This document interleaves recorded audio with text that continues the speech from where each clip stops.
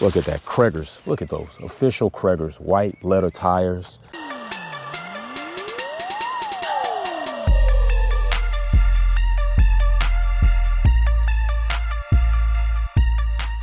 So on today's episode of Cars Left to Die, we have found ourselves with a Chevy. Not an import, but a domestic. And we won't discriminate against cars when they're left out just to be desolate. But today, a little bit close to my heart, is that it's my mom. And so we will find other cars. And we're gonna try to get this thing unwrapped and take a look at it. As you see right here, plenty of things people do to try to keep these cars from being weathered. Usually doesn't work, especially when you got your tires sitting in the ground and in the dirt. Your tires are gonna get dry rotted. A lot of evaporation from the ground when it rains will get up into the chassis. Spiders will find homes in here. Rats will find homes in here. But we're gonna get this thing unwrapped. We're gonna take a look and see what we got going on. Hopefully I don't get bit by any snakes that might be finding a home in here, or any aggressive rats. You know, rats can get aggressive. And you see right here, using these straps, likely Harbor Freight. The metal's gonna, especially on a windy day, the metal's gonna get banged up and dented up as the wind vibrates on that. So if you are gonna store it, then you might wanna try to store it as properly as you can. Let's just go ahead and unwrap this thing. Well, they're attempting to do everything they can to keep this cover from blowing away, but not everything they can to revive this car and restore it to awesomeness as it was made in the Chevy factory. Look at that, Craigers. Look at those, official Craigers, white leather tires, Cooper Cobras sitting out here to dry rot. It's almost criminal. Probably should be criminal. If you know anybody else that has a car they're just neglecting out there and you want to write into us for us to go and interview them or try to get them out here, you let us know. The amount of effort to keep these car covers on is actually almost ridiculous. I'm gonna stay away from that. That's good, definitely a good area for snakes to bite you right there when you got a bunch of wood sitting around. Still the original color, not multicolored. Right now, oh, look at that. As soon as we take this off, just look at what we got up front. Look at that right here. Now this is a car that should definitely be put on the road and should be on the road. And right now it's just sitting back here in these conditions, rain, sun, sleet, ice storms, and it's just withering away. Now, if you come over here, you'll see window sill is starting to peel up, which is definitely going to cause a water intrusion situation right here. You've got rust that's already eaten up its way through the paint and it's starting to eating into the metal. You know, I'm pretty sure if we took a stick right there, we'd weather a hole in that. And kind of surprisingly, you know, Chevy's not known for their great clear coats, but not saying this clear coat held up, but it's not flaked off or all of it flaked off. And I don't know if we're gonna be able to get in this one. Oh, door is open, look at that. So as you get in here, you'll see almost starting to turn into a damn storage of trash. Old detachable face. Look at the stick shift right there. You know, that's definitely something 350. That's a manual speed transmission, I would believe. We've got caulking, we've got all types of things now just thrown in here. I would imagine, oh my gosh. Did you see that? Look at this. This is what I'm talking about, people. The car is literally being eaten to death by rust. And it's at the door hinges, which is a stress point. And eventually, rust will probably eat there at such a degree that I don't put off that this door will fall the fuck off at some point in time. This door will probably end up falling off at the hinges. That's absolutely ridiculous.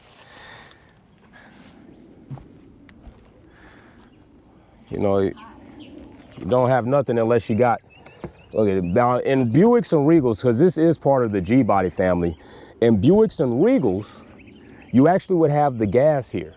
So in my Regal, you would take your license plate, which they do sell a hold down kit, and you take your gas and you put your gas in here. Most kids these days not used to that. But yeah, in the Regal, you fill the gas here. But here in the Camaro, they utilize this so you can pop the hatch and you can get back there, store your tire or, you know, other things. You got the trunk raised up here. I imagine this is going to be the gas tank. You see that raised area right there, but here's the gas tank here. But on the Regals and Cutlasses and Grand Prix and other G bodies, it's in the rear. This door is even open. Look at that. So we don't have so much rust eating away in here. Seals are dry rotted for sure. Paint is starting to peel in the doorway just behind my cameraman right there. And look at that, we got a spider in there. Oh, we got a hood. You know we gotta check out the hood. We're gonna see if the hood even pops on the first try. It doesn't.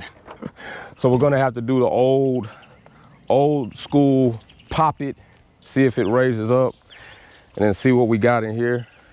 Usually, now me, I've been raised the right way, so usually you just go with the light double tap. Then if that doesn't work, what you do is you put your finger here, do the one hard top. So I'm gonna, telling you, I was raised with this shit. Double tap works right in there. Oh my gosh, look at this. This is crazy. This ought to be a damn tragedy. If it wasn't my mom, I'd call into the abuse car police line and might have to have her arrested and then bail her out. Ram air intake right here. Definitely V8. What kind of V8, I'm not sure of, but I want to say this might be the same V8 I have in my Regal. Alternators in the same place, probably a Gen 1, Gen 2. We don't actually have a catalyst plate, which I would look up there and see what kind of information we had on this engine. This is not a true Ram air hood. If you look right here, you'll see you have these vents. They don't really feed in there. They have the block off ports, but you have your Ram air just behind the driver's side headlights, and the air feed through in there and then get up in there. Now I'm a little scared and timid to even take this air cover off, that there might be a rat's nest in there, because typically that's what will happen. Rats are gonna try to build somewhere as clean as they can. And so if you take these off sometimes, which it looks like this one may have been taken off recently, and it has been, actually, what the hell? Looks like somebody might have had some hopes and dreams at some point in time and tried to put an air filter in here. For what I don't know, that carburetor doesn't even look so bad. Looks like a quadrajet. Blue valve covers are kind of funny to me. Now, some of you all might be historians on the Chevy and the Camaros, but blue valve covers typically were Oldsmobile or Pontiac. I'm not really accustomed to seeing the blue on a Chevy. Typically you see orange or you see black, but to find blue in here is a little bit interesting, to say the least. But yeah, I'm surprised that this is not worse. So this is just horrible. This car is just sitting here withering away. It's dying. We also have what would be the batteries over here, but the battery's gone. But yeah, this is what we got, people. Look at that emblem right there. That emblem should be flying somewhere. It should be flying down the road and somebody admiring this Camaro, this long-nosed Camaro. And we're just gonna drop that like that and let that pull up. And honestly, not a bad platform, not a bad chassis. I'm pretty sure underneath here is a lot of rust, which we're gonna try to get some imagery underneath. We're just gonna put the camera under there and let me just look under here and see what we got. Yeah, it's pretty bad. Along with the wasp nests and dirt daubers, it's pretty bad. It's not a good situation under there. So I don't know why my mom won't get this car up and running. I don't know why she lets it sit back here withering and dying away. I've been trying several conversations. I try to poke fun at her. I try to use it as a parts car. She won't even let me get parts off of it. I can't get a rear end. I can't get the engine.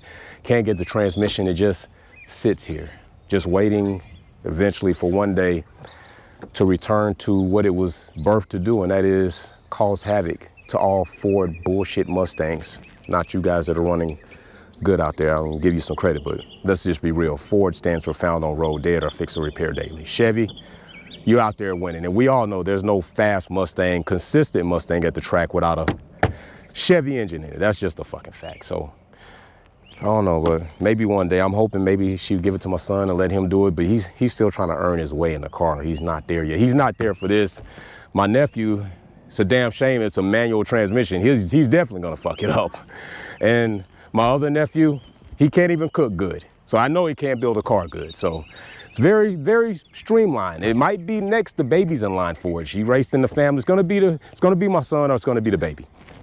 Or it's gonna be nobody. This car might eventually come to a point where it's trees and everything growing around it, and somebody else finds it and claims it and takes it away. You can even see a bit of the flake is still in the paint. Bit of the matte. This was a metallic finish on this, OE metallic finish. Look at that. You can still see some of the metallic in there still exists. I mean, and the door panels don't even look half bad. Door panels don't look half bad at all. It's actually crazy. Pennzoil change has evidently Pennzoil. And now look at that. Look at that. The rust has eaten a hole into the door. This door is no longer good. This door would need to be replaced or drastically rebuilt. Door's eating its way into the rocker. That rust is just crazy. It's wild. So, but as we change up, we're gonna look for other cars that might be sitting in yards or sitting out there in the field somewhere and try to find out why. Are you just letting automobile history die and wither away? Jay from Wolfpack, I'm out. You kinda like Face at the end of the flick. The world was yours and you died on the shit. Wolfpack gang all over this bitch. Taking over YouTube, running that shit.